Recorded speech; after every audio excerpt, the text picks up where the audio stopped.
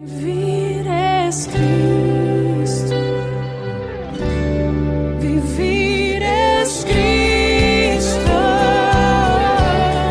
vivir es Cristo. Hermanos, amados, amigos, qué bueno es que podamos estar juntos otra vez este día domingo para poder compartir la palabra de Dios, para poder estar unidos como creyentes, como hijos de Dios en la fe, y seguir estudiando la palabra de Dios, ¿cierto? Nosotros como iglesia tenemos nuestra costumbre de enseñar la palabra de Dios de manera consecutiva. Estamos estudiando el libro de Corintios, la primera carta a los Corintios, y damos gracias a Dios de que hemos podido ser bendecidos ya con esa carta y ahora seguir con la segunda carta a los Corintios. Y mis hermanos, quiero también alabar al Señor por su amor, porque podemos estar también nuevamente aquí en nuestro templo, cierto, con algunos problemas técnicos. Posterior a la lluvia, usted lo sabe, tuvimos algunos problemas con la luz, pero gracias a Dios que ha puesto personas que son siervos en medio nuestro, que con gusto, con agrado, sin ningún doble interés, quisieron venir a ayudarnos. Así que le damos muchas gracias a Cristian Ortega, a Sergio, que gestionaron juntos toda la labor que aquí se hizo.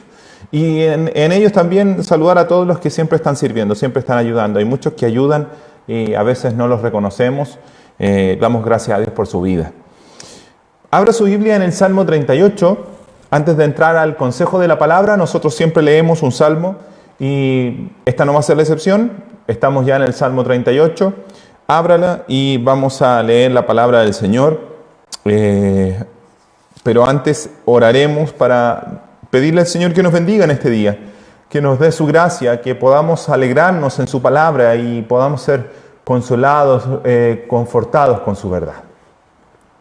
Oremos. Padre eterno, tú que estás en los cielos, tu nombre sea santificado, seas honrado y seas temido, Dios, en medio de los hombres, en toda la tierra, porque solo tú eres Dios y eres digno de alabanza. Todas las cosas fueron creadas por tu mano y por ti subsisten, Señor.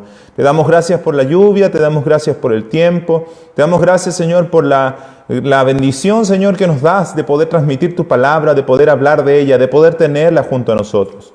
Gracias te damos, Señor, por el alimento, gracias te damos por la provisión, porque hasta aquí nos has ayudado y nos has bendecido, Dios. Y creemos que nunca nos vas a desamparar, sino que podemos confiar en ti en toda circunstancia.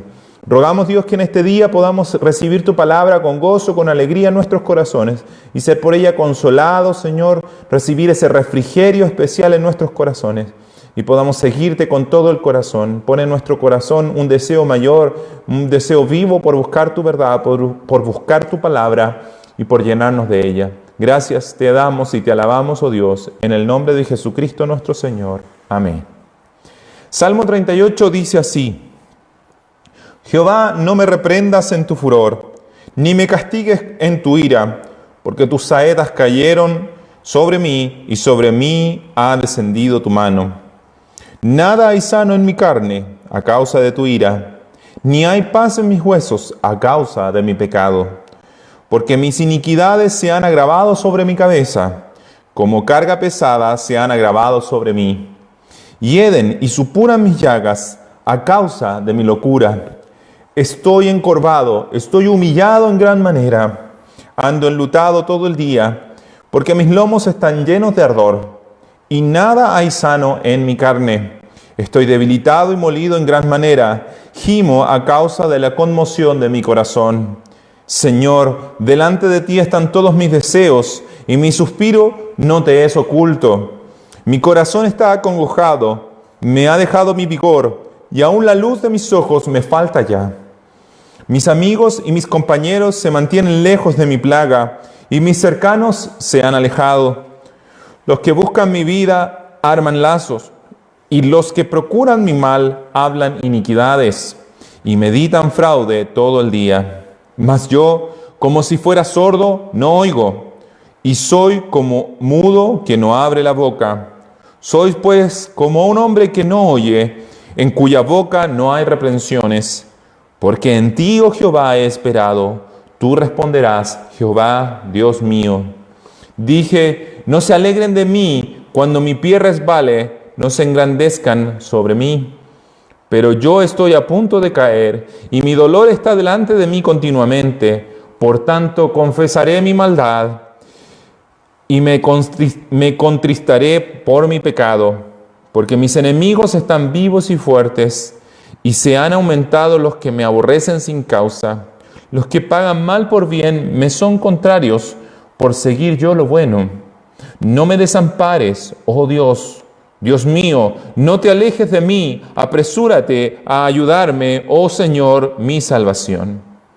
Vemos este salmo, la expresión de un hombre que está en dificultades y que está probablemente, como el mismo podemos ver en las palabras, en una enfermedad física.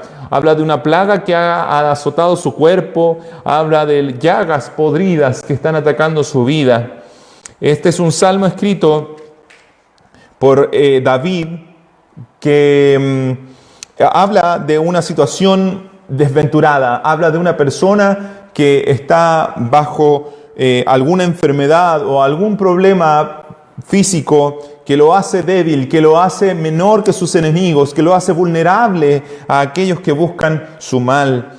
Sin embargo, él dice, yo confío en Dios.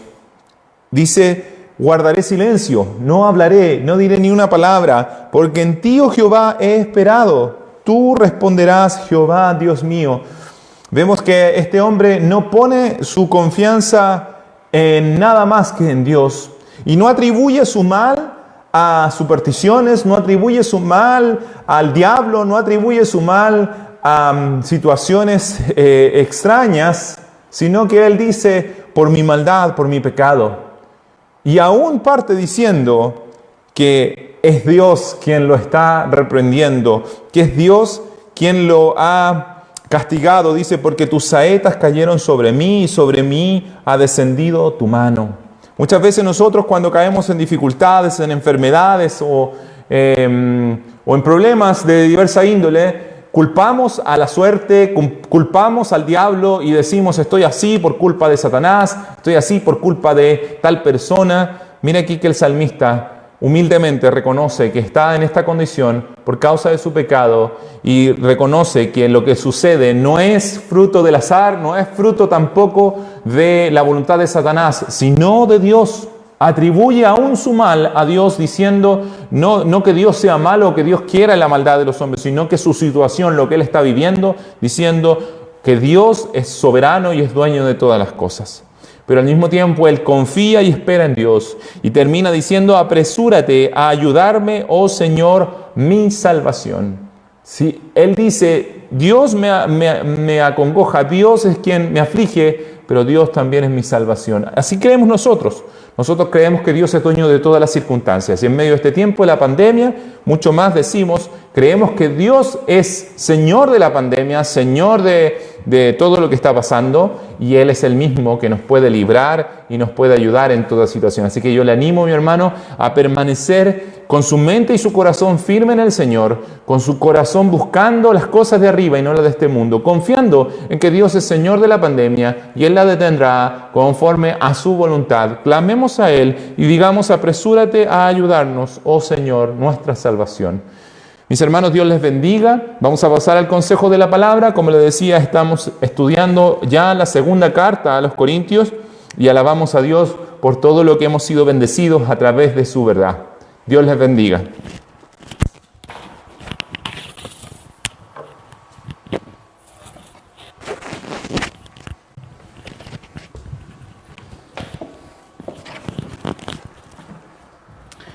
Muy buenos días, mis hermanos, contentos de estar acá. Se supo que hubo algunos temas eléctricos que ya fueron mejorados.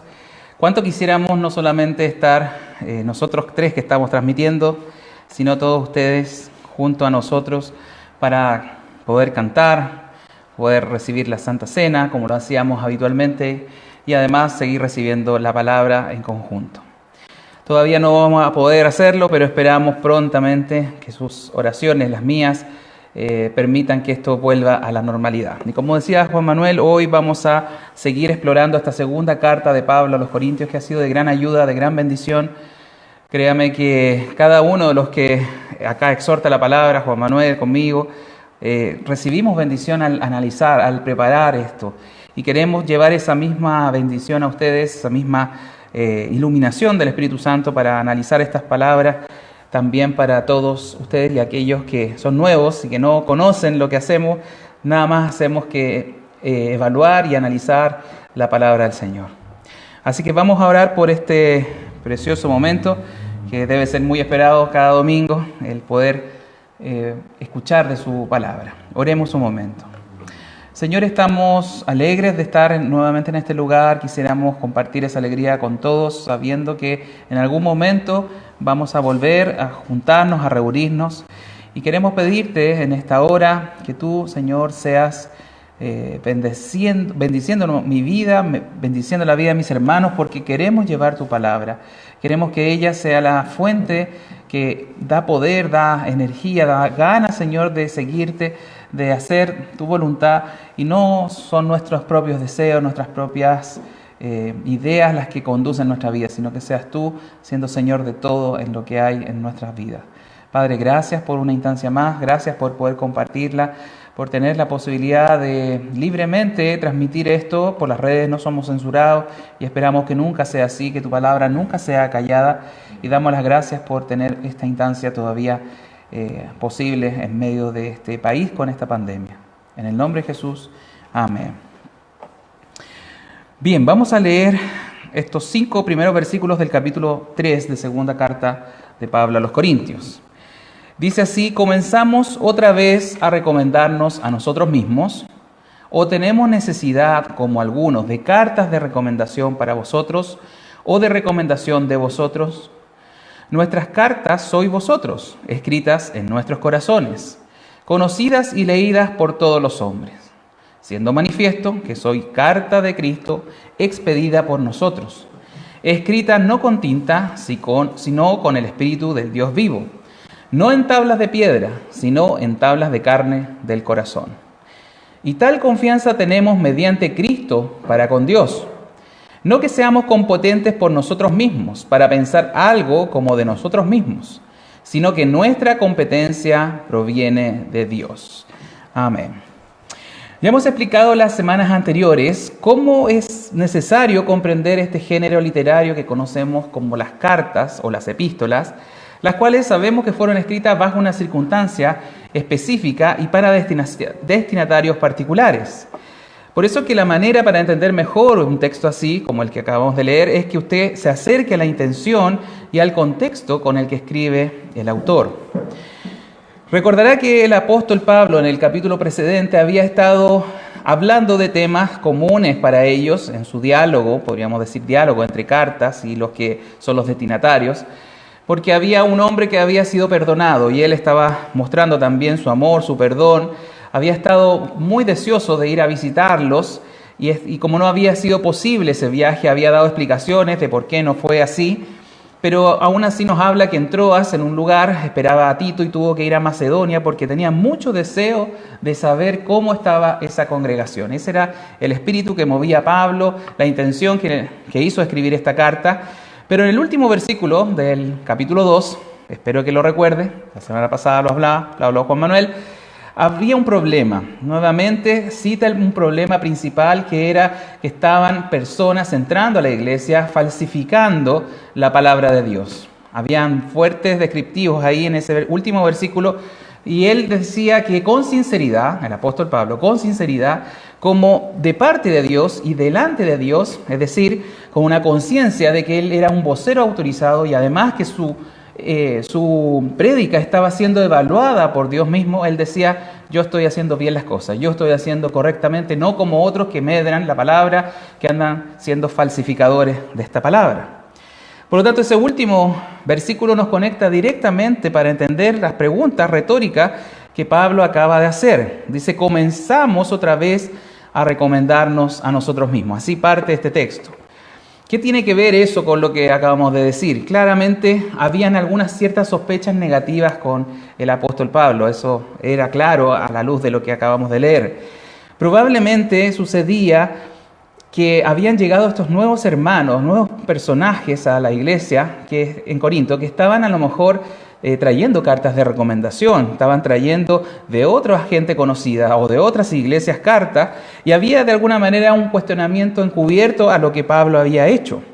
Por eso que Pablo agrega, o tenemos necesidad, dice como algunos, está hablando de esas personas probablemente que habían llegado a la iglesia, de cartas de recomendación para vosotros, o de recomendación de vosotros. Usted sabe que el tema de las cartas de recomendación se ha usado hace mucho tiempo, hasta el día de hoy. De hecho, a veces para postular un trabajo usted habla de personas que lo puedan recomendar. En ese entonces también estaban esas cartas de recomendación que servían como avalando, ¿no es cierto?, la visita o, en este caso, la postulación a lo mejor a un lugar en la iglesia de estas personas. Y resulta que Pablo, siendo que formó esa iglesia, que estuvo 1 año y medio, a lo mejor nunca llevó cartas de recomendación para presentarse delante de ellos. Él predicó sencillamente el Evangelio y eso generó una iglesia con la cual estuvo 1 año y medio. Y ahí vemos que hay una cierta irritación del apóstol porque estaban dejando entrar a estas personas con supuestas cartas de recomendación y estaban desconociendo todo el trabajo, todo el esfuerzo, todo el amor, incluso de la primera carta y de los tiempos que él pasaba en oración por esta iglesia. Y esa era la situación que él establece en el primer versículo. Pero en el segundo nos dice algo interesante, que aquí parte la parte en la cual vamos a sacar lecciones importantes teológicas para el día de hoy. En el versículo 2 dice, nuestra carta sois vosotros, escritas en nuestros corazones, conocidas y leídas por todos los hombres. Entonces Pablo, para responder esta misma pregunta que él había formulado, una pregunta retórica, él está diciendo de qué necesidad de cartas hablan, de qué necesidad de carta mía o de ustedes, o de nosotros para ustedes, de ustedes para nosotros, es necesario que existan, si lo más importante que hay entre nosotros es realmente un cambio de vida, una carta leída por todos. Ahí está la primera enseñanza que tenemos que analizar, que realmente Pablo avalaba su ministerio, avalaba lo que eran estos corintios, estos hermanos, por medio de una transformación de su vida, por un cambio de actitud y de trabajo y de actividades que debe ser notorio en cada creyente. Esa es la primera enseñanza que vamos a sacar. Y aunque sea un poco majadero repetirlo, realmente el cristianismo sin cambios externos no es cristianismo. Yo creo que usted tiene que entender ese principio, esa verdad. Por más que pueda llevar años en esta iglesia o en otra iglesia, que más que usted pueda conocer mayor o menormente la Biblia, por más que usted nos vea por videos, así como lo estamos haciendo, o se llame a sí mismo cristiano y diga, yo creo en Jesucristo, aquí lo más importante para definir si hay un cristianismo genuino, verdadero, es que haya un cambio de actitud. Una carta leída por todos, como nos dice el apóstol. Jesús claramente habló de eso y lo habló de muchas maneras, pero recuerde especialmente cuando habla en Mateo 16 que el árbol es conocido por su fruto y hace la sentencia, por sus frutos lo conoceréis. Claramente cuando hablamos de un fruto en un árbol, en una planta, estamos hablando de algo que se nota, que es visible, algo que por lo demás todos pueden objetivamente evaluar que está creciendo un fruto que va de poco alcanzando tamaño, cambiando de color, hasta que está listo para ser, ¿no es cierto?, cosechado y comido. Por lo tanto, a eso el cristianismo hace siempre referencia, a la necesidad de que nuestro arrepentimiento, que nuestra fe interior sea manifestada a través de cambios visibles. Ahora, si usted no sabe cómo lo está haciendo, tiene dudas con respecto a su aparente cristianismo, o no lo tiene del todo claro, bueno, le voy a ayudar con algunas cosas que deberían estar pasando en su vida y en mi vida. Lo primero y más importante es que usted tiene que empezar a dejar el pecado. Al principio a lo mejor le va a costar mucho, a lo mejor va a seguir pecando tal y cual como lo está haciendo. Pero ¿qué debe ocurrir? Debe haber un cambio, una actitud hacia el pecado diferente. Ya no lo ama, sino que lo odia. Ora al Señor y le pide, Señor, ayúdame con este problema que tengo. Y realmente eso empieza a generar lentamente una actitud diferente. Empieza a juntarse o a no juntarse con ciertas personas. Empieza a dejar ciertos círculos de amistades. Y ahí entonces empieza a ser visible y la gente le empieza a plantear, ¿qué te está pasando? ¿Por qué estás así? ¿Por qué no vienes con nosotros? Ya se juntas con nosotros, pero ya no es lo mismo. empiezan a notar externamente ese cambio interior que lo define el Señor con un cambio, ¿no es cierto?, primero de vida, un nuevo nacimiento y que después va madurando y se está haciendo notorio. Muchas veces también se nota en la familia, sus más cercanos se deberían dar cuenta de un cambio en el carácter. A veces cuesta mucho ese cambio de carácter. Si antes usted era una persona iracunda, muy rabiosa, o por el otro extremo, a lo mejor ansiosa, demasiado preocupada de las cosas, si empieza a haber un cambio en ese carácter, cada vez se hace más estable, menos voluble, entonces eso está dando a entender que usted está siendo una persona diferente. Empieza a notarse con los vecinos, empieza a notarse en el lugar de trabajo. Eso es lo que Pablo está apuntando, cartas leídas por todos, cartas públicas que son consistentes con lo que usted dice ser, con lo que está mostrando exteriormente.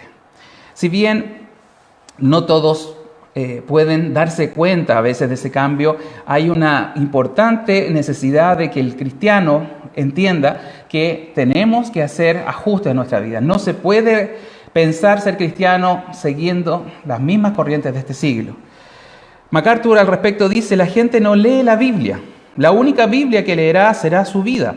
Y eso realmente es muy importante, muy significativo, porque el llamado del Evangelio, el llamado de Cristo es al arrepentimiento. Y el arrepentimiento consiste principalmente en eso, en un cambio de actitud, en un cambio de mente, metanoia, esa es la palabra griega que se usa y que finalmente se va a traducir en un cambio de comportamiento.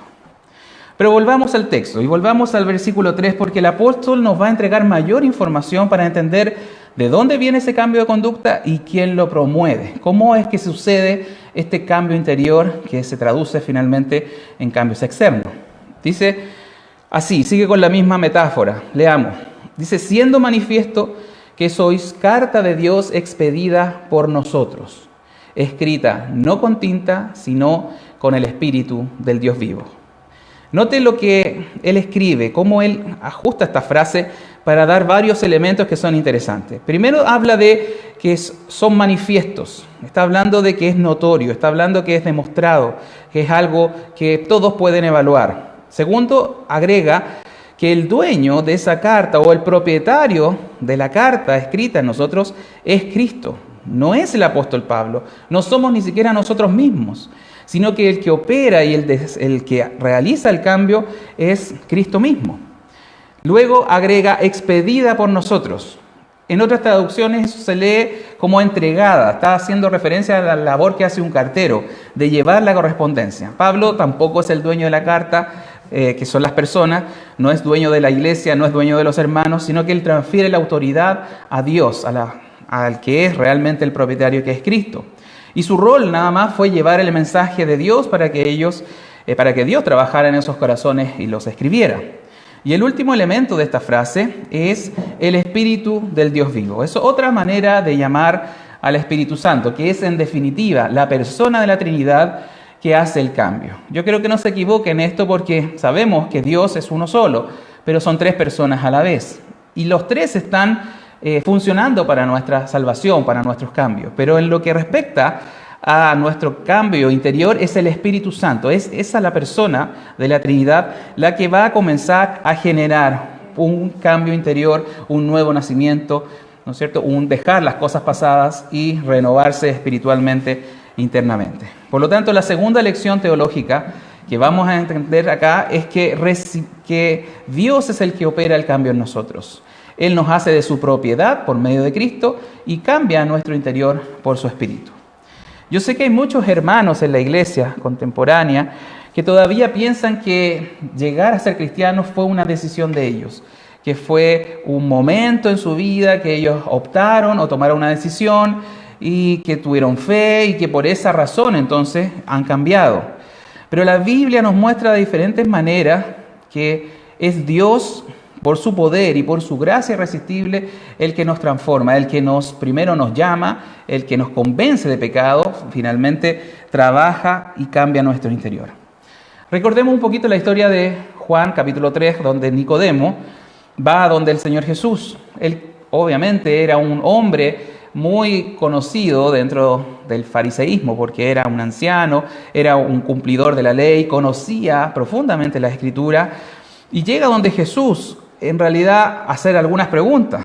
Y antes que siquiera pregunte, Jesús, incluso antes que él haga la pregunta, le dice: Nicodemo, te digo una cosa, aquí es importante que tú nazcas de nuevo. No puedes ni ver ni entrar en el reino de los cielos si no naces del Espíritu.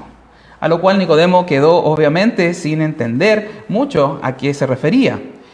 Pero nacer espiritualmente, nacer del Espíritu es una necesidad imprescindible, que nos está hablando justamente que cambiamos nuestro interior.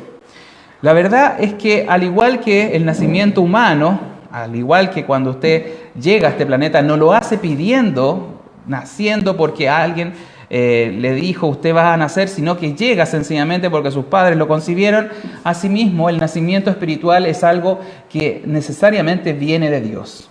Por eso que, por ejemplo, Juan, escribiendo su Evangelio en el capítulo 1, versículo 13, nos dice lo siguiente: que aquellos que son hijos de Dios no son engendrados de sangre, ni de voluntad de carne, ni de voluntad de varón, sino de Dios. Y revisemos Santiago 1:18, que nos dice exactamente lo mismo. Dice: Él, hablando por Dios, de su voluntad nos hizo nacer por la palabra de verdad, para que seamos primicias de sus criaturas. Entonces, si hay cambios en su vida, si algo está sucediendo, si usted está luchando por dejar de pecar, por agradar a Dios, porque le importa ahora la opinión de Dios, todo eso quiere decir que está habiendo un nuevo nacimiento, ya hubo un nuevo nacimiento en su vida, y está creciendo y está cambiando interiormente. Dejé la parte del versículo 3 un poco separado, la última parte, porque quiero fijarme y poner atención en esta sentencia. Dice en 2 Corintios capítulo 3, versículo 3, dice al final: no en tablas de piedra, sino en tablas de carne del corazón.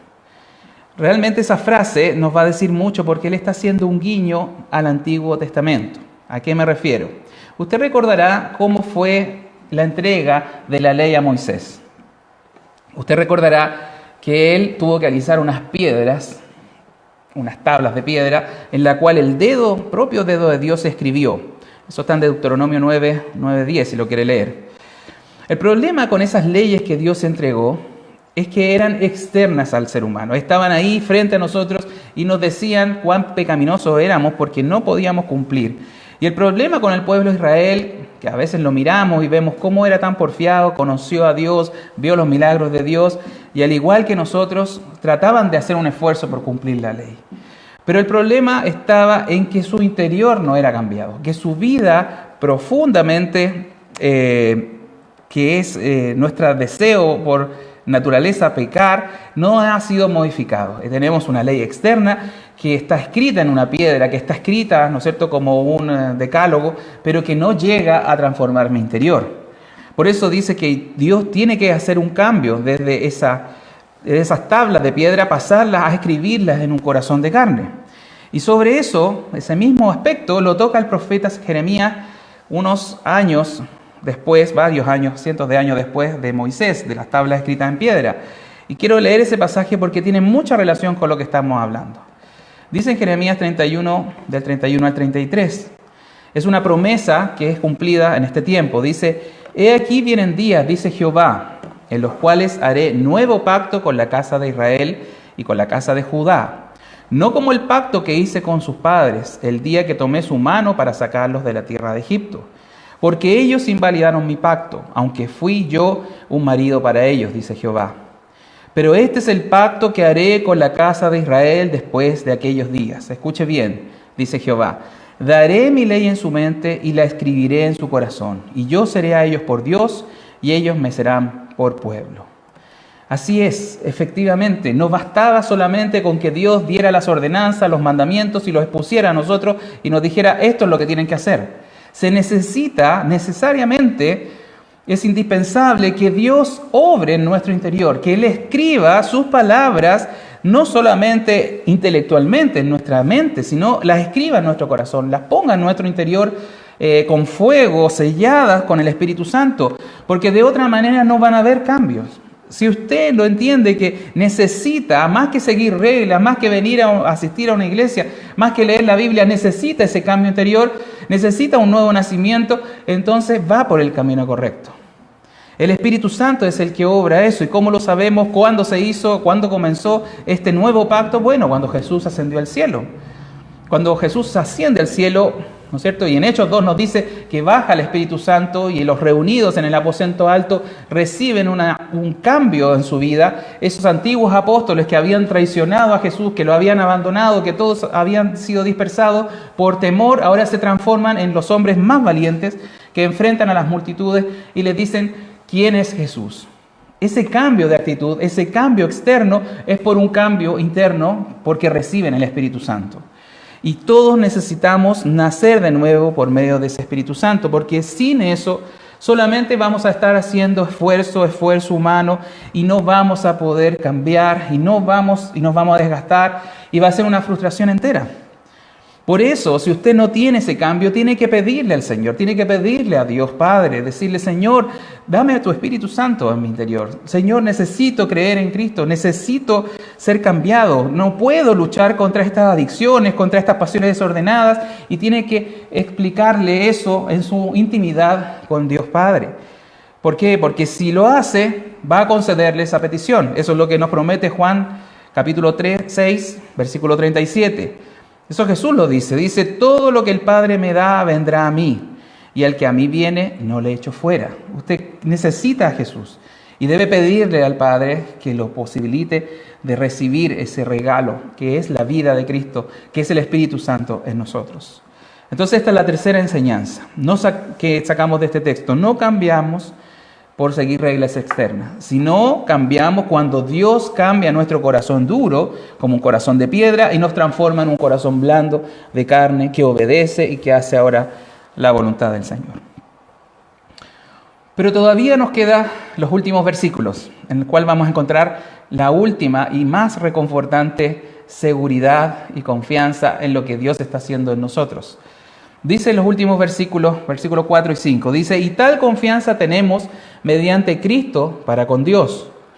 No que seamos competentes por nosotros mismos, para pensar algo como de nosotros mismos, sino que nuestra competencia proviene de Dios. Aquí hay dos palabras que son clave, que las quiero destacar dentro de estos pasajes. Es la palabra confianza y la palabra competencia. Sabemos obviamente su significado. Confianza es seguridad, es esperanza, es fe en Dios, en las promesas de Dios. Y competencia es aptitud, idoneidad. Esos dos elementos están invariablemente unidos en esta declaración para que usted entienda que el apóstol lo que le está diciendo a los corintios es que todo este proceso que ellos están viviendo de cambio interior, que es mediado por Dios, que es producido por el Espíritu Santo, además de eso, le dice, no viene de ustedes mismos. Esa capacidad o competencia que él tiene como predicador, que ellos tienen por haber cambiado, proviene de Dios. Y la confianza en este proceso está en Dios mismo. Esa es la última enseñanza que sacamos de este texto. Mire, el apóstol Pablo fue una persona que entendió y vivió estas cosas.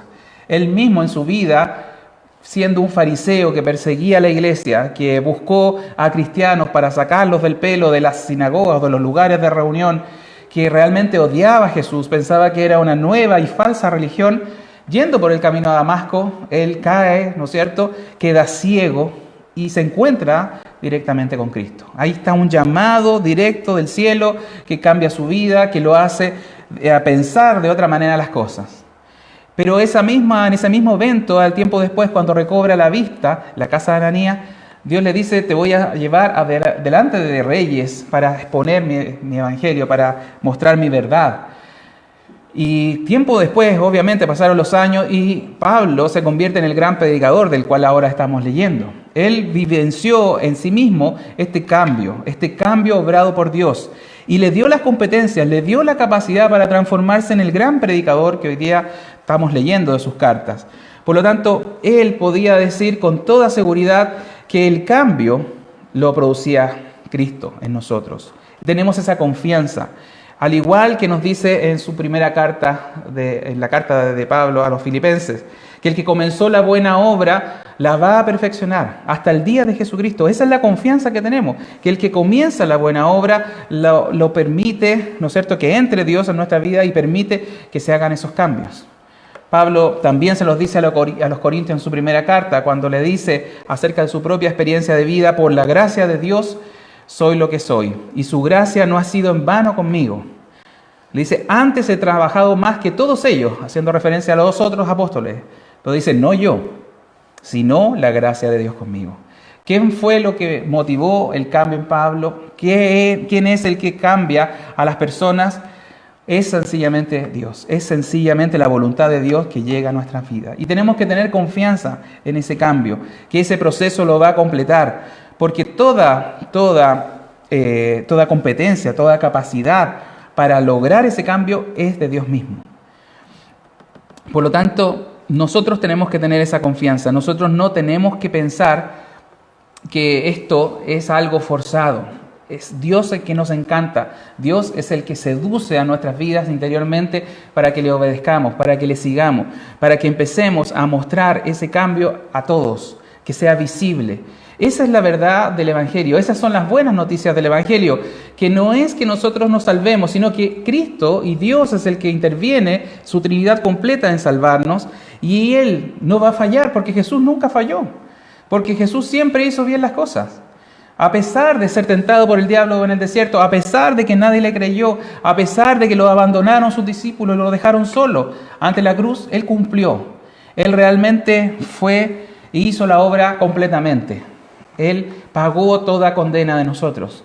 Por lo tanto, si somos de Cristo, si estamos en Él, esa es la confianza, que Cristo lo concretó en Él, también lo va a concretar en nosotros. Si Él salió victorioso y pudo continuar sin renunciar hasta el fin, entonces no podemos desconfiar nosotros de la obra que Dios hace en nuestra vida.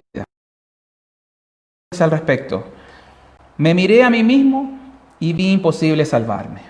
Miré a Jesús y vi imposible perderme. Hermanos, confíe en la obra de Dios que está haciendo en su vida. Los cambios a veces son lentos, a veces toman tiempo, igual que un fruto, que es un proceso. Pero Dios, si está en su interior, si está cambiando sus motivaciones, si Él está dando una nueva perspectiva de vida, entonces Él está en su vida y está haciendo un proceso y está cambiando todo lo que somos, porque Él no va a dejar su obra inconclusa. Él la va a perfeccionar hasta el día que Él vuelva.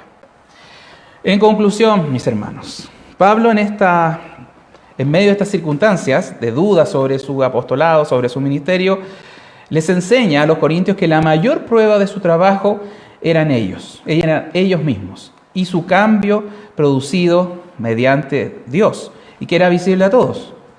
Ese cambio, como analizamos, es por el Espíritu Santo, que interiormente nos transforma, nos da vida espiritual, que Cristo nos compra en la cruz.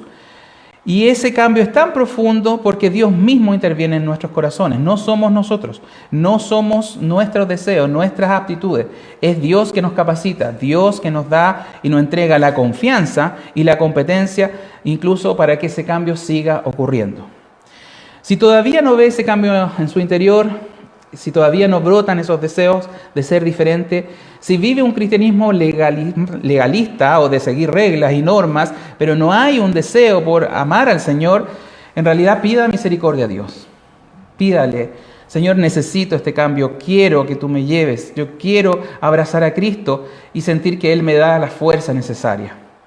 Ahora bien, si Dios llegó a su vida, si está en este proceso de cambio, aunque todavía, como dice John Newton, no soy lo que debo ser, tampoco lo que quiero ser, pero por la gracia de Dios no soy lo que solía ser. Si usted, al igual que él, se da cuenta que hay cambios, pero falta mucho, entonces dé gracias a Dios porque está empezando ese cambio, porque lo está vivenciando y va a seguir por el resto de su vida y va a seguir trabajando con usted hasta el día de su muerte. Esa es la esperanza de gloria que tenemos en Cristo Jesús, en la Trinidad, en el Padre deseando salvarnos, en el Hijo pagando por nosotros y el Espíritu Santo dándonos vida espiritualmente. Ese es el mayor milagro, es el mayor poder de Dios sobre nosotros. Es la mayor competencia que Dios puede hacer por alguien de sus hijos. Y damos gracias por esta palabra que nos ha enseñado y nos ha clarificado estos conceptos, para que usted se dé cuenta en qué situación está. Si lo necesita a Dios, reclámele, pídale que tenga misericordia de su vida. Y si ya está en usted, pídale que siga trabajando en su vida, que siga haciendo su obra, su perfecta obra, para parecerse cada vez más a Cristo Jesús.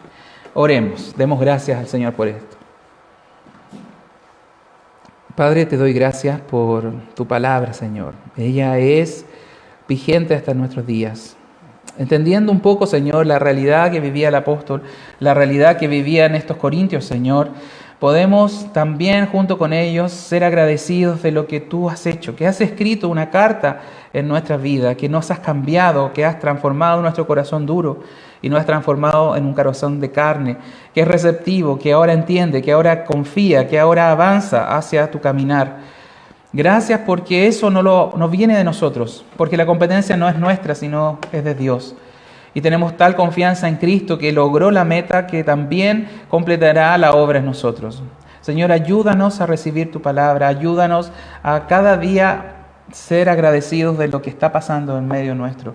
Que cada cosa ayuda bien, que para los que aman al Señor, como dice en Romanos 8, todas las cosas le ayudan a bien. Y tú seguro, Señor, estás obrando en medio nuestro.